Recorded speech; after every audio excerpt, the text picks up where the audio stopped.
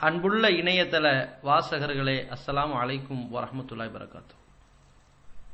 இப்பொழுது நீங்கள் பார்த்து கொண்டிருக்கும் இந்த காட்சி எந்த அளவிற்கு இஸ்லாத்திற்கு புறம்பானது என்பதை பற்றி தங்களுக்கு தெரிந்த திருக்குரான் மற்றும் நபிகள் நாயகம் ஸல்லல்லாஹு அலைஹி வஸல்லம் அவர்களின் பொன் மொழிகளை எங்களுக்கு அனுப்பித்தாருங்கள்.